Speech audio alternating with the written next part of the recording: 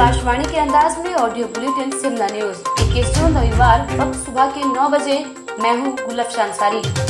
इस audio bulletin में आप सुनेंगे देश और दुनिया समेत खेल व मनोरंजन जगत के खास समाचार। भारतीय चीनी विवाद पर अमेरिका ने दी प्रतिक्रिया। चीन की कम्युनिस्ट पार्टी को बताया दुष्ट, कहा सीमा पर तनाव बढ़ा रहा है ड्रैगन। अमेरिका ने भारत की सीमा पर तनाव बढ़ाने के लिए चीनी सेना की कड़ी आलोचना करते हुए चीनी कम्युनिस्ट पार्टी को दुष्ट करार दिया है।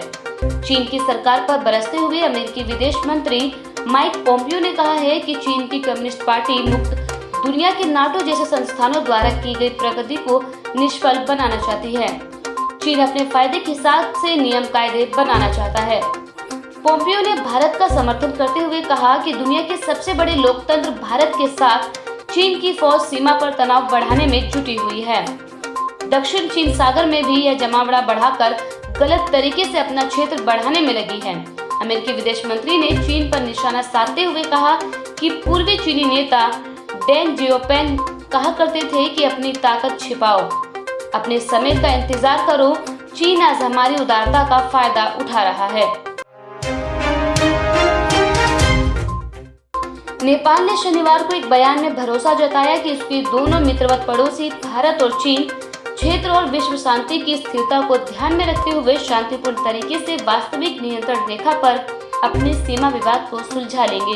दो ताकतवर एशियाई देशों के मध्य स्थित हिमालयी देश ने कहा वो हमेशा क्षेत्रीय और विश्व शांति के लिए दृढ़ता से खड़ा रहा है और विश्वास व्यक्त किया कि भारत और चीन के बीच मतभेद अच्छे पड़ोसी की भावना के साथ हल हो जाएंगे। नेपाल के विदेश मंत्रालय ने अपने एक बयान में कहा कि देशों के बीच विवादों को शांतिपूर्ण तरीकों से सुलझाना चाहिए। विदेश मंत्रालय ने गलवान घाटी पर चीन का दावा किया खारिज, कहा भारत ने कभी LAC पार नहीं की कोई कार्रवाई। सीमा विवाद के बीच भारत और चीन की सेना में हुई हिंसक झड़प के बाद दोनों देशों में तनाव चरम पर है।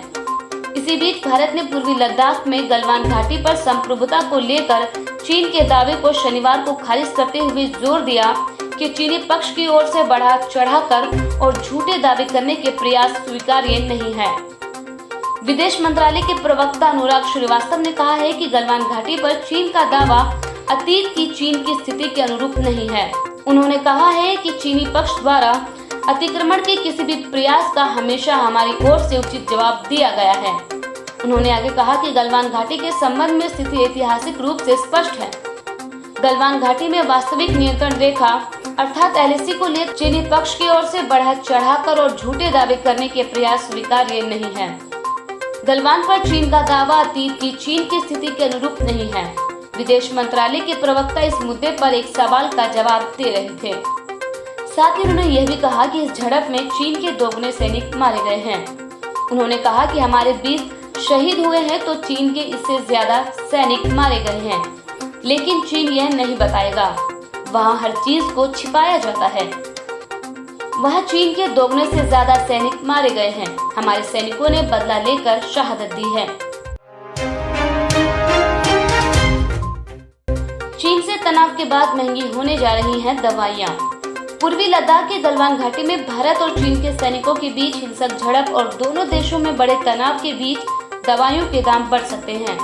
पिछले 4 दिनों में ही दवा उद्योग के लिए चीन से आने वाले कच्चे माल 30% तक महंगे हो गए हैं। उत्तराखंड में दवा कंपनियों के मालिक ने जानकारी देते हुए कहा है कि इसका असर आने वाले दिनों में आम लोगों पर पड़ सकता है। उन्हें दवाइयों के लिए अधिक खर्च करने पड़ सकते हैं। उत्तराखंड और हिमाचल प्रदेश में दवाओं की सैकड़ों कंपनियां हैं। इन दो प्रदेशों में ही देश की कुल दवा उत्पादन का करीब आधा हिस्सा है। इनके लिए अधिकतर कच्चा माल चीन से ही आता है। देश में दवाओं के लिए एक्टिव फार्मास्यूटिकल इंग्रेडिएंट्स यानी API का अधिकांश हिस्सा चीन से ही आता है, क्योंकि चीनी API की कीमत अमेरिका और यूरोप के मुकाबले बेहद कम है। भारत में कोरोना के मरीजों की संख्या 4 लाख के पार, 13,000 से अधिक की मौत। भारत में कोरोना वायरस से संक्रमित मरीजों की कुल संख्या 4 लाख से ज्यादा हो गई है। वहीं इस वायरस की वजह से अब तक 13,000 से अधिक लोगों को अपनी जान गंवानी पड़ी है। कोविड-19 के वैश्विक आंकड़ों पर नजर रखने वाली वेबसाइट वर्ल्डोमीटर्स के मुताबिक शनिवार 20 जून रात करीब 8:55 तक देश में 13,000 35 लोगों की इस महामारी से मौत हो चुकी है और इससे संक्रमित मरीजों की संख्या बढ़कर 4,07,24 पहुंच गई है, जिनमें से 2,16,730 लोग संक्रमण से मुक्त भी हो चुके हैं। पूरी दुनिया में 4,63,533 लोगों की इस खतरनाक वायरस से मौत हो चुकी है, जबकि कोविड-19 के संक्रमित मामलों की वैश्विक संख्या 88,05,608 हो गई है, जिनमें से 86,57,731 लोग संक्रमण से भी मुक्त हो चुके हैं। दिल्ली के एलजी ने कोरोना मरीजों को 5 दिन के लिए अनिवार्य रूप से क्वारंटीन सेंटर भेजने का फैसला लिया वापस। दिल्ली के उपराज्यपाल ने कोरोना मरीजों को 5 दिन के लिए अनिवार्य रूप से क्वारंटीन सेंटर भेजने का अपना फैसला वापस ले लिया है। इसे केजरीवाल सरकार की बड़ी जीत के तौर पर देखा जा रहा है। दिल्ली के उपराज्यपाल अनिल बैजल ने आदेश दिया था कि अब दिल्ली में कोई भी कोरोना पॉजिटिव होगा तो उसको कम से कम 5 दिन क्वारंटीन सेंटर में जाना अनिवार्य होगा। उपराज्यपाल ने ट्वीट कर कहा, केवल वैसे कोरोना पॉजिटिव मरीज जिन्हें 5 के बाद अस्पताल में भर्ती होना जरूरी नहीं है, लेकिन उनके पास घर में पृथक रहने की व्यवस्था है, उन्हें क्वारंटीन सेंटर जाना होगा। बता दें कि शनिवार को हुई दिल्ली डिजास्टर मैनेजमेंट अथॉरिटी यानी DDMA की बैठक में दिल्ली के मुख्यमंत्री अरविंद केजरीवाल ने एलजी अनिल बैजल के आदेश का पुरजोर विरोध किया था। केजरीवाल ने कहा था कि जब ICMR पूरे देश में बिना लक्षण और हल्के लक्षण वाले कोरोना मरीजों को होम आइसोलेशन की इजाजत देता है तो दिल्ली में अलग नियम क्यों? केजरीवाल के विरोध के चलते बैठक बीच में ही रोकनी पड़ी थी। देश में जारी विरोध के बीच नोएडा में बढ़ाई गई चीनी कंपनियों की ऑफिसों की सुरक्षा। लद्दाख के गलवान घाटी में भारत और चीन के जवानों के बीच झड़प के बाद देश में चीन के खिलाफ आक्रोश देखने को मिल रहा है। एक और जहां देश भर में लोग चीनी सामानों का विरोध कर रहे हैं, वहीं चीनी उत्पादों को भारतीय बाजारों में बेचने वाली कंपनियों की सुरक्षा पुलिस के लिए चुनौती बन गई है। यूपी में काम कर रही चीनी कंपनियों के ऑफिसों और रेजिडेंशियल सोसाइटी के बाहर पुलिस की तैनाती की गई है। ग्रेटर नोएडा के तमाम चीनी कंपनियों के ऑफिसों के बाहर पुलिस की तैनाती कराई गई है। इस क्रम में मल्टीनेशनल कंपनियों की प्रोडक्शन प्लांट्स, रिहायशी कैंप्स की सख्त निगरानी की जा रही है। ऐसी स्थितियों में जबकि देश भर में चीनी उत्पादों का विरोध हो रहा है, पुलिस को डर है कि कहीं अतिवाद में लोग इन कंपनियों के प्लांट्स को भी निशाना न बनाएं। इस स्थिति को रोकने के लिए ही सुरक्षा की पुख्ता व्यवस्था की गई है। मजदूरों के लिए पीएम मोदी ने शुरू की रोजगार योजना, 116 जिलों को मिलेगा इसका फायदा। कोरोना लॉकडाउन में प्रवासी श्रमिकों को तमाम दुश्वारियों का सामना करना पड़ा है। उन्हें बड़े पैमाने पर घर लौटने के लिए मजबूर होना पड़ा। ऐसे में मजदूरों के सामने रोजगार का संकट खड़ा हो गया है। इस हालात से निपटने के लिए केंद्र सरकार ने एक खास अभियान शुरू की है।